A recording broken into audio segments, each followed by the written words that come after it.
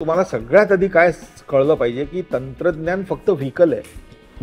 तुम्हाला आलं काय पाहिजे, गाणं लिहिता आलं पाहिजे. म्हणजे मी आणि वरुण त्या रेखतामध्ये गेलो होतो त्या दिवशी, ते जे काय झालं तिथे, म्हणजे मी असं कधी पाहिलं नाही आयुष्यात माझ्या. काय करतोय, कसा कसा विचार चालला या माणसाचा, हा किती वाचतोय, हा कुठून कुठून गोष्टी काढतोय. मला अशा भीती मला नाही वाटत. म्हणजे मला तो बहुतेक ते लोक कामं नाही देणार, पण मला त्यांच्याबरोबर काम करायची इच्छा पण नाही. रहो के जैसे दिल में रहे धडकन की धक धक ताल. नमस्कार. कॅचअपच्या नव्या भागामध्ये आज आपल्या सोबत आहेत गीतकार, संगीतकार, लेखक, दिग्दर्शक आणि सगळ्यात महत्वाचं म्हणजे अभिनेते स्वानंद किरकिरे. नमस्कार. राहिलं? हा, नाही एवढंच आहे.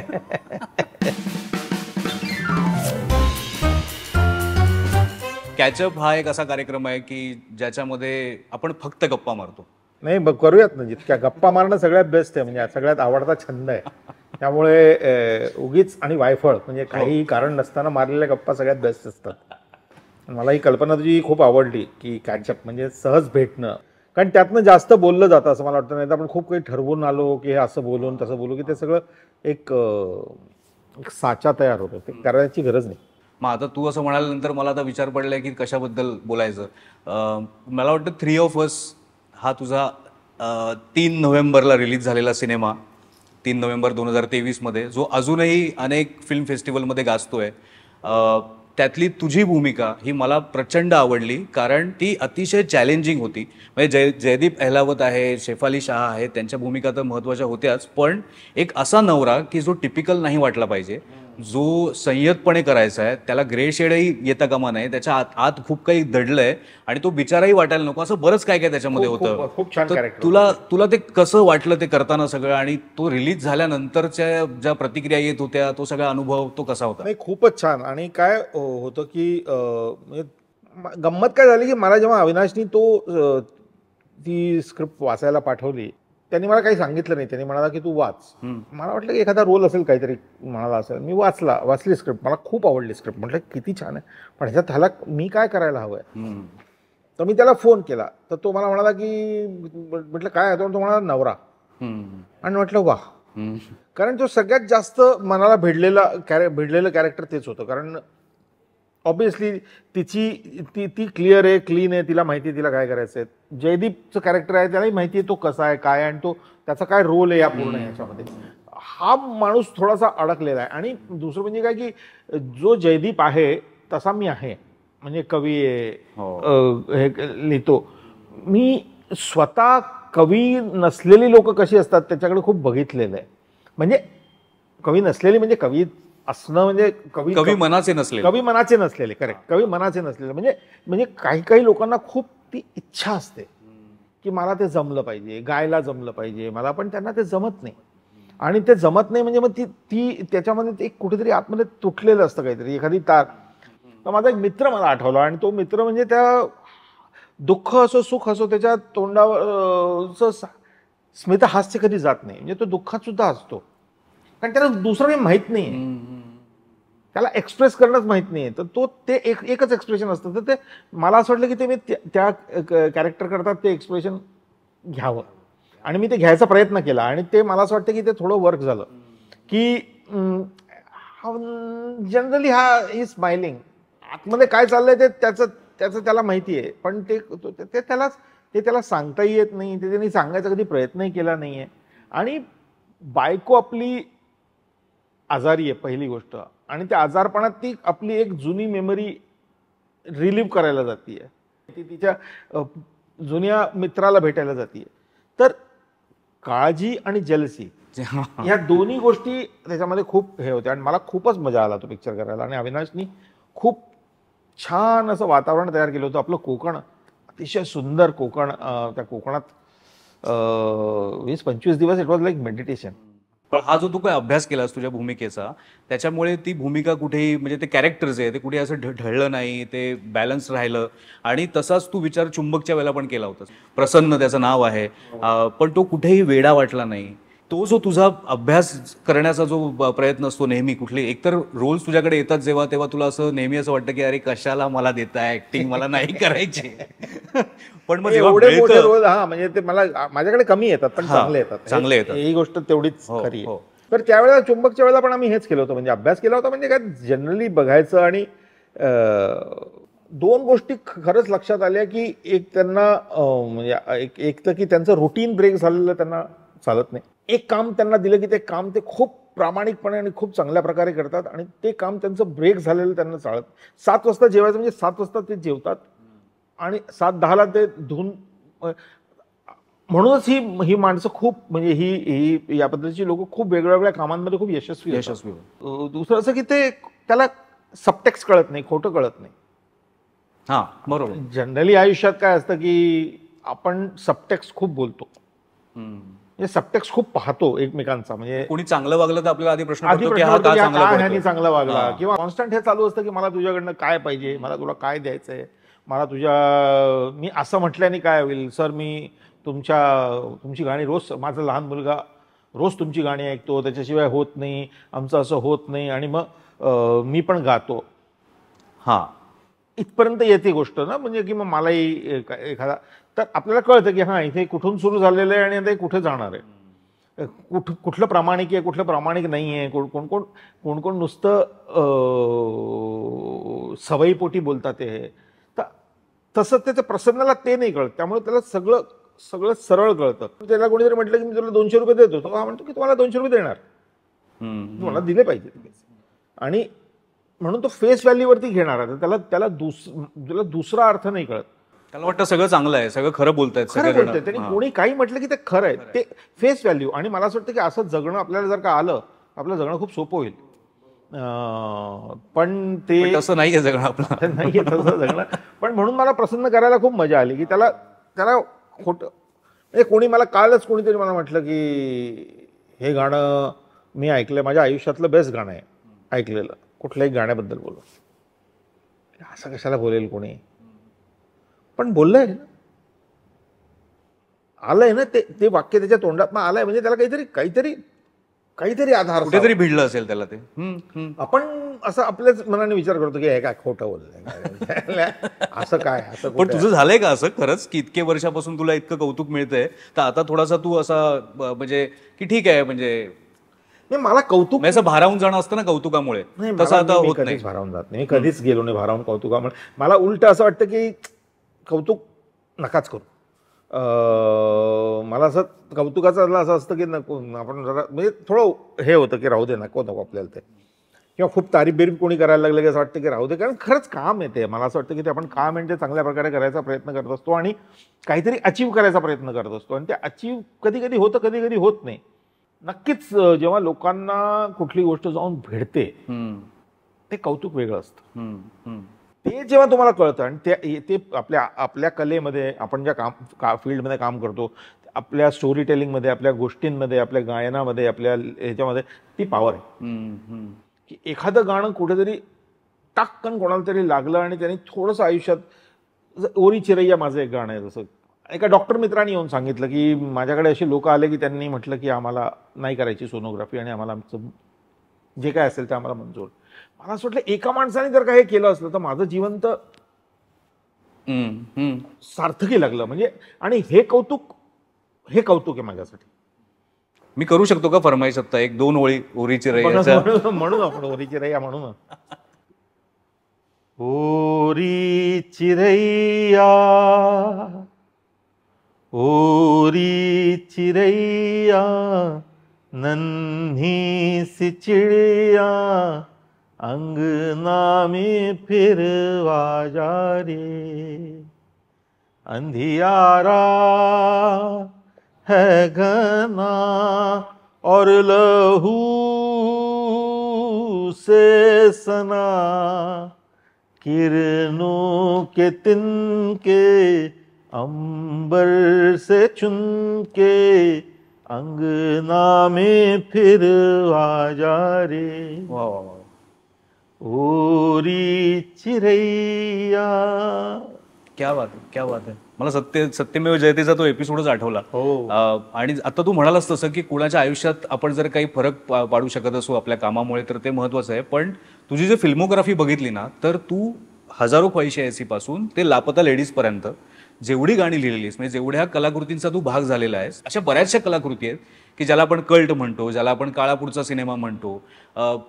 लगेरो मुन्नाबाई घे, पिपली लाईव्हचा उदाहरण घे, सत्यमेव जयते सारखा प्रोजेक्ट असेल, मराठीतला देऊळ सारखा सिनेमा असेल की ज्याला राष्ट्रीय पुरस्कार मिळाला, लुटेरा सारखा सिनेमा आहे की प्रत्येक वेळेला नवीन प्रयोग झाले. त्या प्रत्येक वेळेला तू तिकडे 12th फेल अर्थातच जो आहे सिनेमा. नाही पहा त्याच्यात एक तर म्हणायला हरकत नाही की तुम्ही इट्स अ गुड फॉर्च्यून की आपण आपल्याला त्या कलाकृती करायला मिळतात. पण त्याच्या मागे आपण आणखीन एक विचार केला पाहिजे की या सगळ्या कलाकृती ज्या होत्या ना, म्हणजे ज्यातले जास्त तर कलाकृती ज्या आहेत त्या दे were not meant to be such big films. 12th fail for example. पण विनोद चोपडा जेवढा कन्व्हिन्स होता त्या फिल्मबद्दल, त्याला तशीच लोक हवी होती. ते जिथे त्याच्या सिनेमाबद्दल तेवढे कन्व्हिन्स असतील, त्या स्वतःच्या कामाबद्दल तितके हे असतील. तर मला नेहमी असं वाटलं की मी काय करायचा प्रयत्न केला आहे म्हणजे, आणि ते खोटं वाटतं लोकांना आणि लोक म्हणतात की हे काय गप्पा मारतो, पण मला जे हातात काम आलंय ते चांगलं करायला आवडतं, तेवढंच करायचं. त्याच्या पुढे मला काही माहीत नसतं. ते कुठे जाईल, काय होईल, त्याचं कसं होईल, ते माझ्या हातात दिलं आहे ना तुम्ही, मग मी ते प्रामाणिकपणे आणि चांगल्यात चांगलं करायचा प्रयत्न केला. मला 100% मी त्याला देईन हे नक्की. तर असं भरपूर वेळेला झालेलं आहे की 12th fail was one film which most of the people thought की नाही चालणार. हा OTTचा सिनेमा आहे, असा कोणी मोठा ऍक्टर नाही आहे, असं काहीच नाही तुमच्याकडे, पण त्यांना ते कन्व्हिक्शन होतं, त्यांना माहीत होतं त्यांनी, आणि तो he took that risk and it went and it became what it became. आणि त्याच्यामुळे ते एकदम, आणि त्याच्यामुळे आमची गाणी पण त्याच्या बरोबरीने गेली. लापता लेडीज, आमिर खानला तसंच कन्व्हिक्शन होतं एक्झॅक्टली. कोण नवी लोक, 4 लोकांचा सिनेमा, बरोबर, आणि काय त्याचं होईल, पण काय त्याचा इम्पॅक्ट आहे. पण हे खूप महत्वाचं सांगितलंस तू की कन्व्हिक्शन असलेली लोक एकत्र घेतली की कन्व्हिक्शन असलेली एक छान टीम तयार झाली ना की मग सगळं छान होतं. मला असं मला वाटतं. आणि मला नेहमी असं वाटतं की मी चांगल्या टीमचा खूप पार्ट राहायचा. मला खूप मला संधी मिळाली नेहमीच. म्हणजे राजकुमार हिराणी बरोबर, विनोद चोपडा बरोबर, प्रदीप सरकार आता नाही आहे त्याच्याबरोबर आम्ही काम केलं, सुधीर मिश्रांबरोबर काम केलं, इतकं सगळं, अमित त्रिवेदी बरोबर काम केलं, इतकं छान काम झालं, शांतनू मित्राबरोबर इतकं छान काम झालं. मसान सारखी फिल्म असेल, मसान सारखी फिल्म, हो. म्हणजे ज्या सिनेमांनी एक वेगळे, मैलाचा दगड म्हणतो आपण ज्या सिनेमे, त्या प्रत्येक सिनेमाशी तुझं नाव जोडलेलं आहे. म्हणजे ऍक्च्युली मसानची स्टोरी अशी आहे की मसान जेव्हा त्यांनी या लोकांनी करू घातला होता म्हणजे सुरुवातीला, त्यात राजकुमार राव असणार होता. अच्छा. तर नीरज घेवन माझ्याकडे आला आणि माझ्याकडे आला होता आणि मला म्हणाला होता की तू सर इसका म्युझिक आप करो. आणि मी त्याला म्हटलं होतं की मला, मी लिहीन पण मला म्युझिक करायला जमणार नाही. तर म्हणे नाही, ट्राय करो, आपके साथ ही करणार. आणि आम्ही काम सुरू केलं होतं, थोडंफार इकडे तिकडे हे ऐकणं ते ऐकणं. त्याचं मसानचं सुरुवातीचं नाव होतं रांड सांड सीडी संन्यासी. अरे बापरे. अच्छा. बनारसच्या बद्दल असं म्हणतात की तिथे सांड खूप आहेत बनारसमध्ये, प्रॉस्टिट्यूशन खूप आहे, आणि सीडी म्हणजे तिरडी आणि संन्यास, असं ते बनारसचं डिस्क्रिप्शन आहे. आणि तो सिनेमा सगळा स्मशानात होतो. छन्नूलाल मिश्रांची एक खूप सुंदर हे आहे, खेले मसाने में होली, शंकराबद्दल येते की तो स्मशानात होळी खेळतो. तर मसाने में होळी असं तिच्यात होतं. तिथून ते मसान असं त्यांना वाटलं की मसान ठेवावं याचं. मग ते आम्ही काम सुरू केलं आणि पिक्चर बंद पडला. मग काय गडबड झाली काय माहिती, 1.5-2 वर्ष 2.5 वर्ष काही नाही झालं. मग एक जवळजवळ 3 वर्षांनी मला परत नीरजचा फोन की म्हणे सर मैंने वो पिक्चर बना दिए और आप आके देख लो इसको. आणि मी तो पिक्चर बघितला आणि उडालोच पूर्ण. त्यावर सगळं झालं होतं. त्यांचं म्युझिक इंडियन ओशननी केलं होतं, सगळं झालं होतं. नीरज म्हणाला की आप इसके अंदर आपका कुछ चाहिए मेरे को, तो ये गाना आपका. म्हटलं चलो दे दे मेरे को, दे दे, मैं गाता हूँ. आणि मग मी ते यशराजमध्ये जाऊन ते गाणं म्हटलं. इंडियन ओशनचा राहुल राम आजपर्यंत मला शिव्या देतो, कारण त्याला म्हणायचं होतं हे गाणं. ऑब्व्हियसली त्यांनी कंपोज केलं. आणि त्याला ह्यांनी काय सांगितलं होतं की एक यंग व्हॉइसची. नीरजनी वरुणनी सांगितलं होतं की हमको यंग व्हॉइस चाहिए. आणि मग माझ्याकडे तो म्हणतो बाकी सब ठीक है, बताओ इसकी यंग कहाँ से हुई, ये कहाँ से यंग हुआ. तर अशी गंमत आणि झाली. म्हणजे अजूनही लोकांना असं वाटत असेल की म्युझिक तुझंच आहे. नाही, अरे ते होतं माझ्याबरोबर. तसं काय होतं की ते आता तू किसी रेल सी गुजरती वरून लिहिलेलं गाणं आहे. हा दुष्यंत कुमार एक जुने हिंदीचे पोएट होते, त्यांच्या पहिल्या 2 ओळी आहेत आणि पुढचं वरुणने लिहिलंय. मोंटारे माझं जे गाणं आहे ते अमिताभ भट्टाचार्यने लिहिलं आहे. किंवा जे माझं खूप गाणं कलामधलं खूप ऐकलं लोकांनी, बिखरने का मुझको शौक है जरा, बापरे, ते तर म्हणजे ते वरुणचं गाणं आहे. हम्म. पण होतं काय की मला सगळ्या लोकांना असं ते कन्फ्यूज होतं, लोक कन्फ्यूज होतात ते तुम्हीच लिहिले असंही त्यांना वाटायला लागतं, कारण आवाज तुझा आहे ना. कारण आवाज माझा आहे. हा, आणि तू ते कन्व्हिक्शन नाही गाणार, गाणार. तर ते- कन्व्हिक्शन आहे. तर ते मला सगळीकडे असं खूप क्लिअर करावं लागतं की ह्याच्यात माझं गाणं मी गायलोय, हे मी लिहिलं नाहीये, हे मी लिहिलंय, हे मी गायलो नाही, असं सगळं सुरू असतं. तू आता शॉक बद्दल म्हणालाच आहेस, तर मी एक फरमाईश करतो, शॉक तू गाऊ शकशील का? नक्की गातो. बिखरने का मुझको शौक है बड़ा, समेटेगा मुझको तू बता जरा,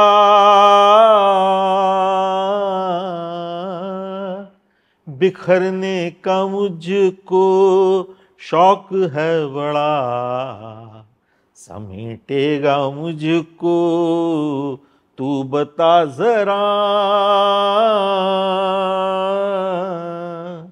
ओ डूबती है तुझ में आज मेरी कश्ती, गुफ्तगू में उतरी बात की तरह, देख कर तुझे ही रात की हवा ने सांस थाम ली है हाथ की तरह, के आंखों में तेरी रात की नदी, ये बाजी तो हारी है 100%.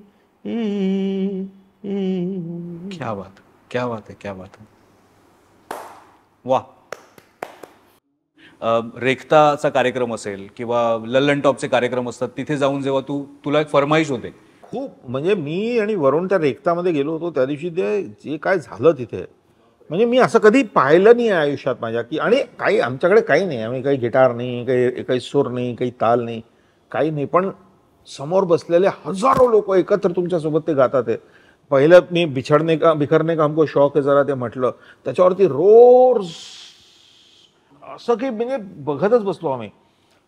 तू किसी रेल सी म्हटलं, आणि गंमत ती ती एनर्जी जी आहे ना, ती खूप युथची एनर्जी आहे. आपण युथला खूप कमी लेखतो. आपल्याला असं वाटतं की त्यांना पोएट्री नाही समजत, त्यांना असं नाही आहे, त्यांना सगळ्यात जास्त समजतंय, त्यांना सगळ्यात जास्त हे. आपल्या इथे एक इंडस्ट्रीची पद्धत आहे की यूथ को पसंद नाही आएगा, यूथ को पसंद आना चाहिए. त्यांना असं वाटतं की यूथला फक्त एकाच प्रकारचं हे असतं, पण यूथमध्ये राग आहे, यूथमध्ये फ्रस्ट्रेशन आहे, यूथमध्ये खूप सारे स्वप्न आहेत, खूप साऱ्या गोष्टी आहेत, त्याला कोणीतरी चालना दिली पाहिजे. नुसतं कुछ होता एक आपल्या ठिकाणी बरोबर आहे, त्याच्याबद्दल मला काही हे म्हणणं नाही आहे की ते काही चूक आहे, पण त्याच्याशिवाय हे पण आहे, हे पण त्याला आवडतं, इथे पण त्याला घेऊन जायला पाहिजे. आणि कवितेशी त्याचं घेणं देणं आहे, त्याला आवडते कविता. मी तुला हेच विचारणार होतो की ही विसंगती बघून तुला काय वाटतं की इकडे 12th फेल जेव्हा बनत असतो त्यावेळेला सगळे म्हणत असतात की नाही चलेगी ही फिल्म, पण दुसरीकडे तोच यूथ जो ऑडियन्स आहे खरं तर सिनेमात जाऊन बघणार आहे, तो इथे तुम्हाला भरभरून दाद देतोय तुमच्या गाण्यांना. आपण ना पठडीतले लोक आहोत आणि आपल्याला काय वाटतं की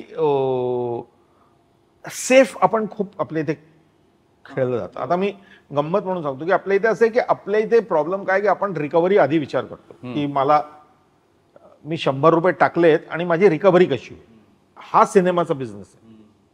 तो विनोद चोपडाला सरांना माहिती आहे. हो. त्यांना येतो, तो ते रिकव्हरी करता नाही सिनेमा करत. रिकव्हरी केलं की ते तुम्ही संकुचितच होतं, सगळं थॉटच संकुचित होतो तुमचा. Cinema is about going out there, लोकांपर्यंत तो पोचला पाहिजे आणि मेनी फोल्ड्स मोठा झाला पाहिजे. काहीतरी लोकांना जे भिडतं तेच भिडतं जे मनापासून केलेलं असतं आणि ते खरं असतं. क्रिंज असलं तरी चालेल, वाईट सुद्धा खूप मनापासून केलेलं वाईट खूप आवडतं लोकांना. हे पण एक इंटरेस्टिंग आहे. बदोबदी सारखं गाणं आहे ते. का इतकं कारण ते इतकं छान वाईट आहे, कारण त्यांनी कन्व्हिक्शनने ते वाईट केलंय. वाईट केलंय त्यांनी इतक्या प्रेमाने वाईट केलंय त्यांनी ते की ते पदोपदी घालतात.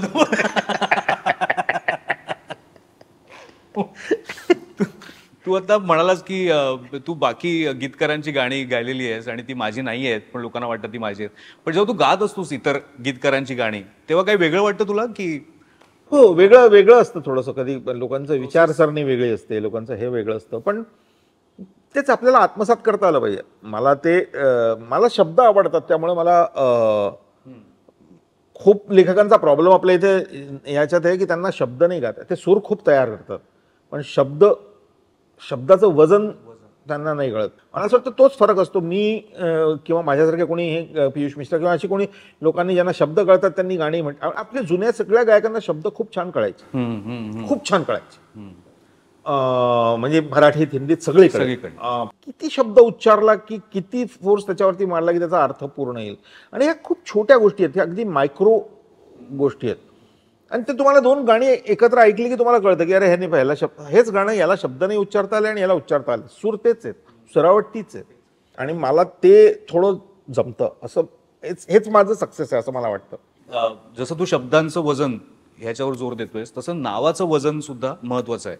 आणि गीतकारांचं नाव, त्यांचं क्रेडिट, ह्याच्यावरून तुम्ही 3 वर्षापूर्वी एक कॅम्पेन केलं होतं. म्हणजे तू होतास, वरुण ग्रोवर, मनोज मुंतशीर, अगदी समीर अंजान ते सुद्धा त्यामध्ये होते. तर त्याच्यानंतर खरंच काही फरक पडला का? म्हणजे लोकांमध्ये असं काही अवेअरनेस आला का? हो, पडला, फरक पडला. गीतकाराला आपल्या इथे कधीच वाव दिला गेला नव्हता. म्हणजे सुरुवातीला जेव्हा ऑल इंडिया रेडिओवरती गाणी वाजायची तेव्हा सुद्धा गीतकाराचं नाव नाही घेतलं जायचं, फक्त गायकाचं नाव घेतलं जायचं, संगीतकाराचं नाव घेतलं जायचं. मग साहिर लुधियानवी वगैरे सारख्या लोकांनी एक चळवळ चालवली त्यावेळेला, त्यांनी भांडाभांडी केली आणि त्यांनी ते नाव घ्यायला सुरुवात केली की गीतकाराचं नाव सुद्धा तुम्ही त्याच्यामध्ये कारण तो शब्द तुम्ही त्या गाण्याला ज्या नावाने ओळखता ते नाव सुद्धा बावरामन. आता बावरामन तर गीतकाराने दिलेलं आहे, ट्यूनमुळे ट्यून आहेच, पण त्या ट्यूनला नुसतीच ट्यून वाजवायची ना, मग शब्द कशाला वापरतात. तर त्यामुळे त्यांनी ते लढून ते ऑल इंडिया रेडिओवरती नाव घ्यायला सुरुवात केली. त्यानंतर रेकॉर्ड्स आणि कॅसेट्स आणि ह्या सगळ्यावरती ती नावं यायला लागली. FM रेडिओ आल्यानंतर ते पुन्हा असं झालं की FM रेडिओने नाव घेणं परत बंद केलं. थोडीफार लढाई तिकडे पण काही लोकांनी केली आणि ते नाव परत घ्यायला सुरुवात केली. मग यूट्यूब आणि डिजिटल मीडियम जेव्हा आले आणि स्पेशली यूट्यूबवरती निग्लिजन्समुळे देणं बंद केलं लोकांनी की विसरूनच जायचे. आणि किंवा नव्या गाण्यांमध्ये पण ते यूट्यूबमध्ये जे सुरुवातीला 4 नावं येतात की आता त्यांना लोकांना दाखवायचं असतं, तर शाहरुख खान समजा किंवा संजय दत्त, तो त्या सिनेमात त्याचा फेस आहे, तर कुठल्या एका हिरोचा फेस आहे तर तो हिरो. मग त्यानंतर गायक कोणी श्रेया घोषाल असेल तर श्रेया घोषालचा, मग कंपोजर कोणी प्रीतम असेल तर प्रीतमचं नाव. एवढं झालं की झालं, मेन टायटलमध्ये एवढं आलं, तर लिरिसिस्ट नाव नाही तिकडे. आणि तिकडे 100 कॅरेक्टर्सची लिमिट असते, 100 कॅरेक्टरची लिमिट असते. आणि तेच सांगण्यात येतं की 100 कॅरेक्टरची लिमिट आहे, त्यामुळे तुमचं येणार नाही तिकडे. दुसरा जे प्रॉब्लेम होता तो मेनली या ज्या कंपन्या आहेत, या स्ट्रीमिंग प्लॅटफॉर्म्स आहेत, ॲप्स आहेत, त्या वेस्टर्न अल्गोरिदम घेऊन आलेल्या आहेत. अच्छा. तर त्यांच्या इथे मेन आर्टिस्टमध्ये जनरली लोक जे तिकडे वेस्टमध्ये जी गाणी कंपोज करतात तीच गाणी लिहितात. पण हो, तिकडे काय होतं की बॉब डिलन वर आलं की झालं, ह्यांनीच सगळं केलंय, गायलाही याचे कंपोज यांनीच केलंय आणि लिरिक्स पण यांनीच लिहिले आहे. त्यांना ते बायफर्गेशन करावं लागत नाही, तर त्यांना ते माहितीच नाही बायफर्गेशन, त्यामुळे ते आपसुकच. आणि मेटा डेटामध्ये आपली लोक त्याच्यामध्ये घालून त्यांना नाव देणार नाही, त्यामुळे आपलं नाव आपसुकच निघून जातं. आणि सॉन्ग क्रेडिट नावाचा एक प्रकार आहे, त्याच्यामध्ये मागे जाऊन जर का पाहिलं तर त्यांच्या कॉन्सेप्टनी रिटन बाय असं लिहितात, पण melody also is written by in western concept. तर melody written by A.R. Rahman आणि गुलजार. म्हणजे आज आपल्याला माहिती आहे, तुला माहिती आहे की हे A.R. रहमान म्युझिक करतात आणि गुलजार साहेब लिहितात. 50 वर्षांनंतर काय होईल,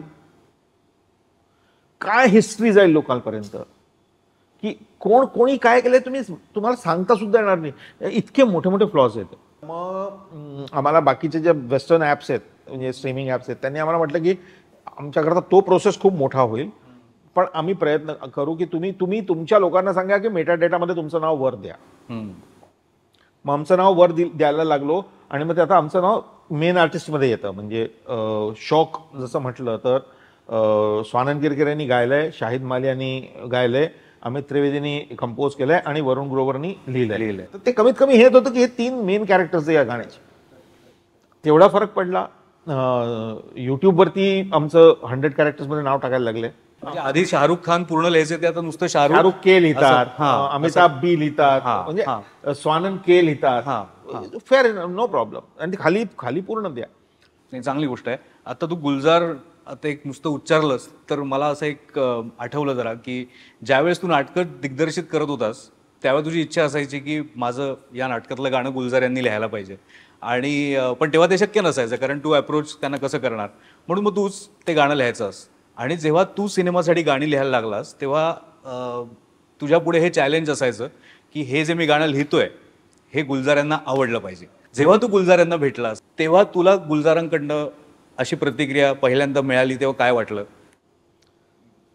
मला गुलजारांकडनं नेहमीच खूप चांगल्या प्रतिक्रिया मिळाल्या. म्हणजे पहिलं गाणं माझं रात हमारी तो चांद की सहेली आहे, ते शांतनुनी गुलजार साहेबांना ऐकवलं होतं जेव्हा ते रेकॉर्ड झालं तेव्हा. आणि त्याने पहिल्याच दिवशी मला तिथेच त्यांनी ऐकलं आणि त्यामुळे कोणी किसने लिखा आहे.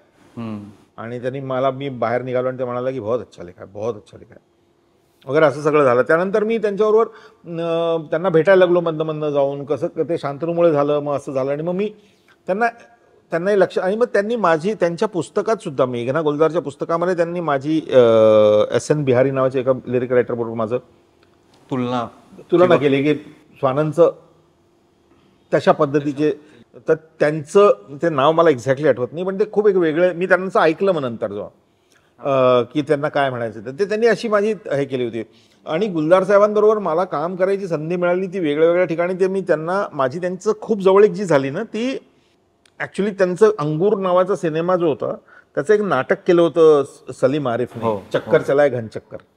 त्याच्यामध्ये मी अभिनय केला होता, मी तो देवेंद्र वर्माचा रोल केला होता. आणि तेव्हा ते खूप ते यायचे रिहर्सल बघायला. आणि मग तेव्हा मला खूप त्यांच्याबरोबर बोलायची आणि गप्पा मारायची खूप करायची संधी मिळाली. आणि खूप मजा येते. खूप ज्ञानी माणूस आहे आणि he is more than young than anyone else. He is almost 89 नाव. आत्तासुद्धा आम्ही एक कोक स्टुडिओच्या गाण्यासाठी त्यांच्याकडे गेलो होतो. मी त्या लाईन्स रिव्हील करू शकत नाही, पण त्या ऐका तुम्ही. इतक्या ग्रेट लाईन्स लिहिल्या आहेत त्यांनी की म्हणजे विचारू नको. क्या बात आहे. तर ते ही इज ऑलवेज इन्स्पायरिंग, आम्हाला सगळ्यांना इन्स्पायर करतात. ते सगळ्यांना मला ते ऐकल्यावरती असं वाटतं की अरे आपण काय करतोय, कसा विचार चालला या माणसाचा, हा किती वाचतोय, हा कुठून गोष्टी काढतोय. म्हणजे आपण 89चे असताना आपण काय करत असू वगैरे असं पण येत असेल डोक्यामध्ये, असू का नसू. आणि दुसरं म्हणजे असं की आता एक गंमत तुला सांगतो. मी आणि झिशान अयूब आम्ही त्या नाटकात काम करायचो. गुलजार साहेब येऊन बसले आणि एक सिक्वेन्स होता आणि मौसमी चॅटर्जीचं जे काम करत होती लुबना, तिला ती विचारते याला की क्या चल रहा है. गुलजार साहेब माझ्याकडे आले आणि म्हणाले की एक काम करो, वो जब बोले क्या चल रहा है तुम बोलो फॉग चल रहा है. तर मला तेव्हा कळलं नाही. म्हटलं का असं म्हणतात ते, मला तेव्हा माहित नव्हतं काय. अशी एक जाहिरात आहे वगैरे हे तुला मला माहितच नव्हतं. तर ते संध्याकाळी शोच्या आधी त्यांनी मला त्यांनी म्हटलं तर म्हटलं पाहिजे. मी गेलो, त्यांनी विचारलं क्या चल रहा है, फॉग चल रहा है. फॉग चल रहा है तो उसळला ऑडियन्स रे. आणि तुला कळलं एवढं काय त्याच्यामध्ये? मला कळलं ना की हे काय झालं एकदम. मग नंतर मला कळलं की अशी जाहिरात आहे आणि ते म्हणजे ही सो अप टू डेट. बरोबर. याला म्हटलास ग्रेट पर्सनॅलिटी. आणि 100% ग्रेट पर्सनॅलिटी म्हटल्यानंतर तुझ्यावर तर लहानपणापासून ज्यांचे संस्कार झाले, कुमार गंधर्व, मला त्यांच्या बाबतीत एक थोडा वेगळा प्रश्न तुला विचारायचा आहे. ते तुला असं म्हणाले होते की जेव्हा तू लहान होतास तेव्हा की इसके इसके पिछवाडे में काटा आहे म्हणजे तू स्वस्थ बसत नाहीस, तू असं अस्वस्थ चालू असतं. तर ते लहानपणापासून तुझं आहे, ते अजूनही नाही गेलेलं म्हणजे? नाही, ती अस्वस्थता कशाची तरी आहे, ती मला माहित नाही कशाची आहे, पण मला असं वाटतं की ती वर्क करते माझ्यासाठी. तर मी म्हणजे उगीच स्थिर आणि स्वस्थ व्हायचा प्रयत्न नाही करत. तो स्वभावच आहे माझा. त्यामुळे आणि मला एका ठिकाणी बसवत नाही. मला काहीतरी सुरू असतं, माझं सारखं काहीतरी सुरू असतं. तर ते आता त्याला काय म्हणायचं मला माहीत नाही, पण ते आता आहे. तो प्रॉब्लेम आहे की ते चांगलं आहे मला माहीत नाही. खूप त्रास होतो माझ्या जवळपासच्या लोकांना त्याचा की अरे बस रे एका ठिकाणी, काय चाललंय तुझं. पण मगाशी आपण कुमार गंधर्वांबद्दल बोललो, त्यांनी सौंदर्य दृष्टी दिली तुला. म्हणजे काय दिलं नेमकं? गोष्टींकडे बघायला सांगितलं, कसं बघायचं, कुठल्या गोष्टीकडे कसं बघायचं. जसं सोप्यात सोपी गोष्ट म्हणजे कुमारजींना जेवणा खाण्याची खूप आवड होती. अतिशय त्यावेळेला बाहेर सगळं खूप खायला मिळायचं असं नाही, पण पण ते जिथे जायचे तिथून काहीतरी त्यांच्या घरी काहीतरी खाल्लं की आज मी ह्याची चटणी खाल्ली की ती रेसिपी लगेच घ्यायची, ती कोणाला तरी सांगायची की ती नोट डाऊन करून घ्या, मग ती घरी येऊन आल्याबरोबर ती तशी तयार करायची, आपल्या घरी करून बघायची. आणि काही कधी त्यांच्याकडे मी असं नाही की अरे हे जमलं नाही आहे, चांगलं नाही झालं असं मी कधी बघितलंच नाही. हा हा हा वा वा वा वा वा क्या बात है. ते किती आयुष्यातल्या छोट्या छोट्या गोष्टींकडे किती बारकाईने पाहतात, किती किती आयुष्यातलं किती सौंदर्य टिपता येतं त्यांना. सुग्राही असणं म्हणजे सुग्रहण करणं आणि एक दुसरे वाईटच ग्रहण करणारी आपली काही मंडळी असतात आपल्या, की सतत तक्रार करत काही असतात दिसतच नाही किंवा- चांगलं त्यांना, काहीच हे असतं नसतं. मी पण तसा आहे एक पार्ट माझा. पण जनरली ह्याच्याकडे कसं बघायचं, चित्रकलेकडे कसं बघायचं, आर्किटेक्चरकडे कधी बघायचं. जसं मला मला कुमारजींच्या इथून खूप मोठी लायब्ररी होती. पिन्नूताईंनी एक पुस्तक दिलं वाचायला लहान असताना, रामनगरकरांचं. पिन्नूताई म्हणजे कलापिनी ओमकारी, त्यांच्या ज्या म्हणजे त्यांचे जे सुपुत्री आहेत, तर तिने मला एक पुस्तक दिलं वाचायला. ते होतं रामनगरकरांचं. आणि मी ते पुस्तक वाचायला घेतलं आणि मग ते पुस्तक वाचलं मी संपूर्णपणे. आणि माझ्या एक लक्षात आलं की एक शब्द असा प्रत्येक ठिकाणी कोणीतरी अंडरलाईन केलेला आहे, नाचणे. अच्छा. आणि तो पूर्ण पुस्तकभर रामनगरकरांनी किती वेगळ्या वेगळ्या पद्धतीने ते नाचणे हा शब्द, आम्ही तिथे मग गेलो नाचायला, अशा वेगळ्या वेगळ्या आणि मी त्यांना विचारलं तर ते म्हणाले वाचला रामनगरी? म्हटलं हो वाचलं. म्हणजे पाहिला कसा नाचणे हा शब्द किती छान त्यांनी वापरला इकडे तिकडे सगळीकडे. म्हटलं अरे हो. पूर्ण रामनगरी मला खूप आवडलं होतं, पण मी अजून तिथे इतका डीपमध्ये नव्हतं गेलो की कुठला शब्द त्यांनी कसा वापरलाय, कुठलं काय हे केलंय. तर अशा पद्धतीने खूप गोष्टी शिकायला मिळाल्या. कुमार गंधर्वांबरोबर आम्ही जेव्हा लहानपणी इंदोरजवळ मांडू नावाची जागा आहे, धार मांडव असे, राणी रूपमती आणि बाज बहादूर असं ते खूप प्री मुघल जे हे होते त्यांचा ती जागा आहे. तर तिथे जातो जनरली, पाऊस पडला की लोक जातात, आम्ही जायचो. तर मला पिन्नूताईंनी म्हटलं की तू माझ्याकडे किशोर कुमारची कॅसेट होती, त्या पूर्ण ट्रिपवरती ते किशोर कुमार ऐकायचं. आणि ते दोनदा त्यांनी माझ्याकडनं मागून घेतली होती की ती कॅसेट मला दे. तर आता मी कुमार गंधर्व मी किशोर कुमारला एन्जॉय करायचे ते म्हणजे. आणि त्याचा कारण तो म्हणायचे सूर ऐक, त्याचा सूर ऐक, त्याचा स्वर ऐक, त्याचा स्वर ऐक. आता असे अशा दृष्टीने त्यांनी खूप खूप फुलवलं. खूप गोष्टी कळल्या की अरे कुठला पक्षी आपल्या घरी कधी येतोय, अरे आला का तो त्या बागेत, असं ती पक्षी अरे हा आलाय, तो आलाय, तो आता येईल 2-4 दिवसात तो येईल. अशी सगळी ज्या पक्षी विश्वाची त्यांना हे होती की तो आला. आणि आपल्या घरी तो गेस्ट आल्यासारखा तो पक्षी यायचा. कुठेतरी ब्रह्मकमळ घरामध्ये एक आलं की फोन यायचा, एका रात्री करतात ते ब्रह्मकमळ येतं उमलतं की फोन यायचा आमच्या इथे, म्हणजे शेजारी फोन यायचा की बोलवलंय, आलंय ब्रह्मकमळ.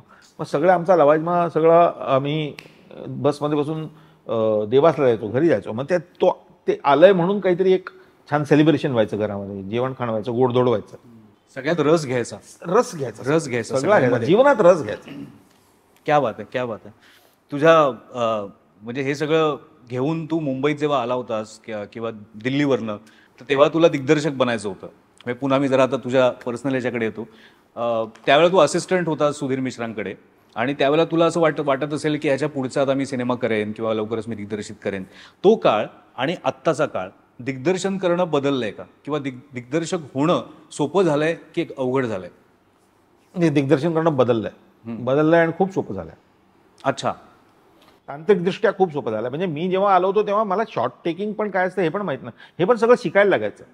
आता आपल्या हातात, सगळ्यांच्या हातात कॅमेरा आहे, आपल्याला माहिती आहे, सगळ्या लोकांना म्हणजे प्रत्येक इन्फ्लुएन्सरला माहिती आहे की एक छोटा व्हिडिओ कसा शूट करायचा, कसा एडिट करायचा, कसं त्याचं कंटिन्युटी बघायची, लुक्स बघायचे, हे ते सगळं ठेवायचं. त्यावेळेला हे सगळं सुद्धा करायला आलेल्या लोकांना कुठल्या तरी दिग्दर्शकाला असिस्ट करून किंवा काहीतरी करून कुठल्या तरी फिल्म स्कूलमध्ये जाऊन हे सगळं शिकायला लागायचं. एडिट पण मी जेव्हा आलो होतो तेव्हा नवा आलो होतो तेव्हा ते शेवटचा काळ होता की स्टीनबॅक रील्स घेऊन रील्सचा ते तो चालला जात होता तो काळ तेव्हा. पण मी एक पिक्चर त्याच्यावरती एडिट केलेला बघितलाय.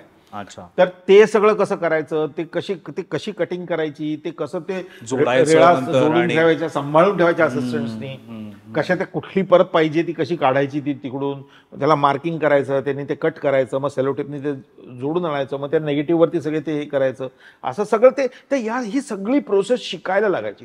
दुसरं म्हणजे आमच्याकडे मॉनिटर्स नसायची, त्यामुळे कंटिन्युटी बघायची म्हणजे कारण तू काय छापलं जाते तुला दिसत नाहीये, त्यामुळे तुला ते दिसेल रशे झाल्यावरती किंवा एडिट होताना की काय घोळ झालेले आहेत.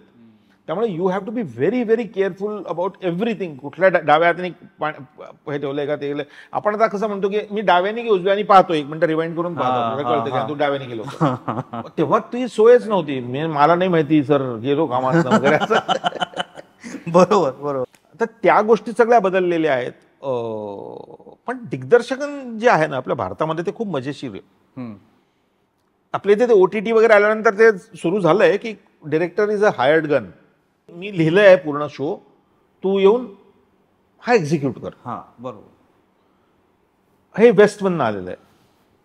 वेस्टमध्ये नेहमीच डिरेक्टर जो असतो तो स्टुडिओ हायर करतो की तू आमचा हा सिनेमा डिरेक्ट कर.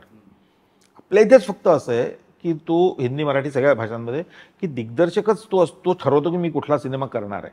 हे त्याचं पर्सनल एक्सप्रेशन असतं. ते अविनाश अरुणला वाटलं की मी 3 ऑफर्स करावा, मग अविनाश अरुणनी एक टीम एकत्र केली, मग त्यांनी लिहिला तो सिनेमा आणि मग तो त्यांनी केला आणि त्याला वाटलं की ते त्याचं एक्सप्रेशन आहे, इट्स हिज फिल्म.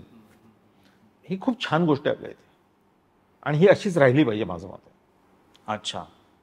ते नाही जाता कामा की कोणीतरी लिहिलंय आणि कोणीतरी एक्झिक्यूट केलंय. हे फार कॉर्पोरेट आहे, हे फार ह्याच्यामध्ये खूप चांगलं होईल, पण ते परत ती कोणाची ती इमोशनल पर्सनल कलाकृती नाही राहणार. स्वतःचा जो त्याच्याबरोबर तार जुळलेला असतो ना, काही गोष्टी कलेमध्ये अशा असतात त्यांचं कारण नसतं, तुम्हाला वाटतं म्हणून त्या होत असतात. सगळं काही असं बसून ठरवलं की हे असं झालं पाहिजे आणि असं झालं पाहिजे असं तसं नसतं. काही गोष्टी ऑफ गेलेल्या सुद्धा सौंदर्यच असतं. असं म्हणतात ना, ती मोनालिसाची स्माईल जी आहे ती खूप लोकांना खूप हे करते, कारण ती विकेड आहे, ती छान आहे, ते कुठेतरी एक मध्ये अडकवलेलं आहे त्या करणाऱ्याने. इतकी वर्ष त्या स्माईलला लोक डिकोड करायचा प्रयत्न करतात, ते इतकी वर्ष त्याच्याबद्दल बोलतात, पण ते कोणाचं तरी पर्सनल एक्सप्रेशन आहे. ते परत असं झालं की नाही मोनालिसा बनाना है और उसको देखो यार अपने को ऐसा चाहिए, अपने को बिकना है वो. असं नाही होत ते. तसं नाही झालं पाहिजे माझं असं. पण मग तुझा आता तू स्वतःची स्टोरी घेऊन मी काय फिरतोय माझं चाललंय काम. आता ते कधी होतं, मी आता एक शो आम्ही Amazon करता केलाय, त्यात मी अभिनय पण केलाय आणि तो मी लिहिला पण आहे. म्हणजे मी क्रिएटर आहे त्याचा, बँडवाले नावाचा. तर तो आता येईल आणि मी 1-2 सिनेमे आता लिहितोय, डिरेक्ट करायचा प्रयत्न करतोय. होईल, मला असं वाटतं होईल आता व्हायला पाहिजे. एक महत्वाचा मला प्रश्न विचारायचा आहे की समीर जे आहेत आपले गीतकार, तर त्यांनी आता गेल्या महिन्यामध्ये का 1-2 महिन्यापूर्वी असं म्हटलं की हे जे AI आलंय चुकीच्या पद्धतीने त्याचा वापर केला जातोय, की विदा करो सारखं गाणं जगजीत सिंगच्या आवाजात, आणि ह्याचा पुढे जाऊन आणखीन वापर असा होतोय की गाणी लिहिण्यासाठी सुद्धा AIचा वापर होतोय. होईल ना. तर मत कशी आहे, आपण त्याला बघायला पाहिजे तसं की AI इनेव्हिटेबल आहे. हो, AI आलंय. AI काय हे पण समजायला पाहिजे. AI माणसानेच निर्माण केलेली गोष्ट आहे. माणसानेच ते ChatGPT मध्ये जे काय होणार आहे ते सगळं माणसानेच एकत्र करून फीड केलेलं आहे त्याच्यामध्ये, आणि त्याच्यातनंच एक परम्युटेशन कॉम्बिनेशन करून ते तयार होतं. खूप फीड केलं तर त्याच्यातनं होईल, खूप आणखीन फीड केलं तर त्याच्यातनं होईल. ह्युमन ब्रेनपर्यंत ते जाईल का मला नाही माहिती, कारण ह्युमन ब्रेन परसेप्शन रोज बदलतो. हो. आपण म्हणतो एक गाणं चालतं, चला समीरजींची गाणी खूप आवडतात सगळ्यांना, स्वानंद किरकिरेची गाणी खूप आवडतात, वा वा वा वा काय काय काय. मग एक कोणचं तरी ह्युमन ब्रेन बदोबदी लिहितं, ते कुठल्या यायला कळेल का?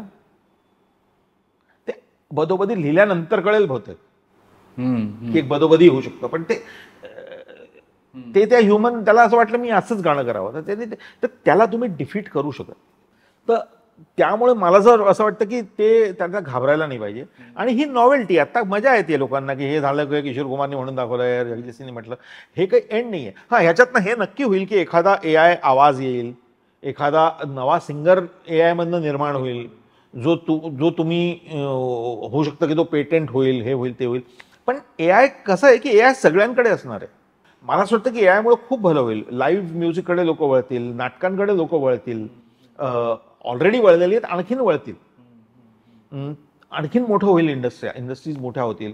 हां, थोडासा सिनेमाला लॉस होईल कारण सिनेमात खूप वापरलं जाईल आहे, पण तरी सुद्धा तो शेवटी येईलच इकडे ते. तर मला नाही त्याची भीती नाही वाटत. मला वाटतं ते इनेव्हिटेबल आहे, त्याची मजा घेतली पाहिजे त्यातनं. आणि खूप असं म्हणतात की हे या नोकऱ्या जातील, बऱ्याच नोकऱ्या जातात आहे, पण बऱ्याच नोकऱ्या क्रिएट पण करेल ते. ती एक फेज असेल असं तुला वाटतं. आणि प्रत्येक वेळेला काही नवं आलं की संगणक आलं तेव्हा सुद्धा आपण हे म्हणत होतो की आता गेलं सगळं. मी तेच विचारणार होतो की आपली पिढी अशी आहे की आपल्याला प्रत्येक वेळेला तंत्रज्ञान बदललं की त्याच्याशी जुळवून घेणं हे आपल्याला करायला लागतं. तुझ्या प्रोफेशनमध्ये तुला किती झगडायला लागलं ह्या सगळ्यामुळे, की हे सगळं जे बदलत चाललंय आणि त्यातल्या किती गोष्टी घ्यायच्या हे ठरवणं हे किती कठीण वाटतं? ते तुम्हाला सगळ्यात आधी काय कळलं पाहिजे की तंत्रज्ञान फक्त व्हेकल आहे. तुम्हाला आलं काय पाहिजे? गाणं लिहिता आलं पाहिजे. पेननी लिही, पेन्सिलीने लिही, न मोबाईलवर लिही, कुठे लिही, तुला आलं पाहिजे गाणं लिहिता. तर ते जर का तुला लिहिता आलं तर तुला कुठलाही प्रॉब्लेम येणार नाही. दुसरी गोष्ट अशी की हां, पण त्याच्या विपरीत मी असं खूप पाहिलंय की ज्या लोकांनी नव्या गोष्टी अडॉप्ट नाही केल्या ते काळ बाह्य झालं.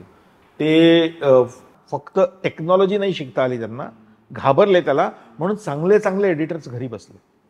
त्यांना खूप एडिटिंगची समज होती. आणि काही लोकांना ज्यांना फक्त टेक्नॉलॉजीच येते म्हणून ते एडिटर झाले, म्युझिक कंपोजर झाले, फक्त टेक्नॉलॉजी येते म्हणून. आणि खूप सुंदर म्युझिक कंपोजर जे होते त्यांच्यामध्ये खूप म्युझिक होतं, ते फक्त ती हार्मोनियम सोडून त्या कीबोर्डवरती नाही येऊ शकले.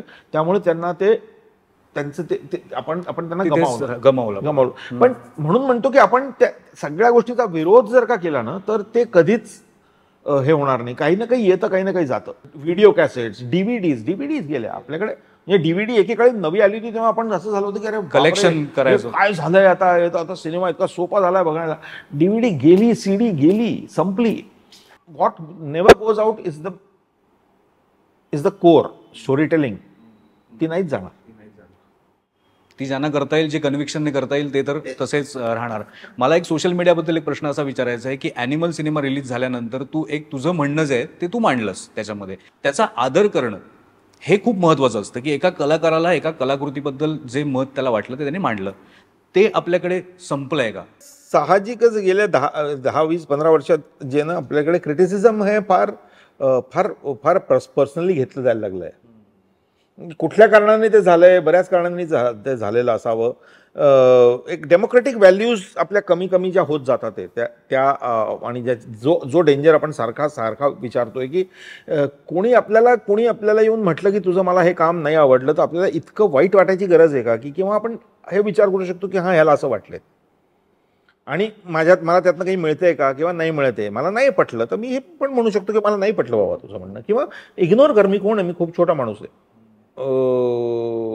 पण ते काही लोकांना घेता येत नाही आणि ते घेता येत नाही ते सॅड. पण इट्स ओके.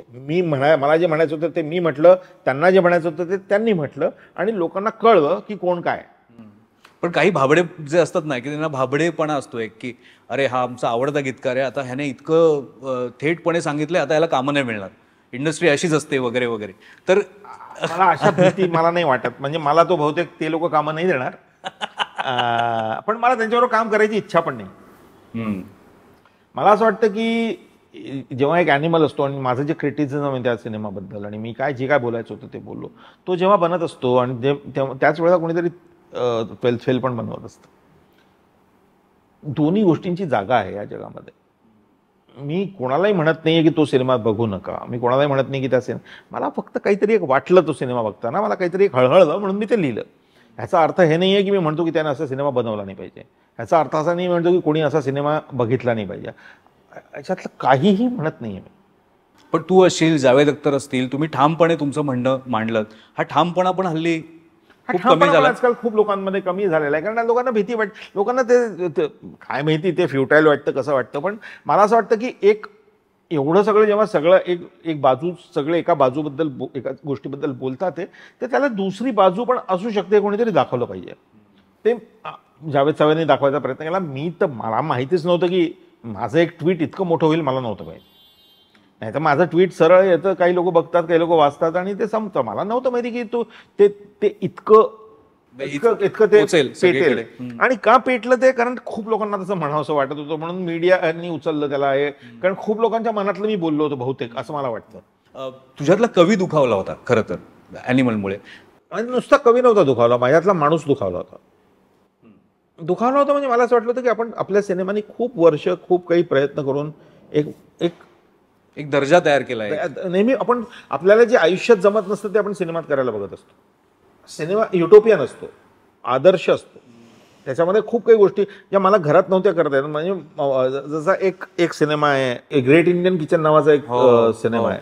तो बघितल्यानंतर मला असं वाटलं की अरे किती वर्ष आपण आपल्या आयांकडे आणि बहिणींकडे लक्षच नाही दिलंय. ते हे कामं करतातच ते रोज घरामध्ये. मी काहीतरी शिकलो सिनेमाकडनं.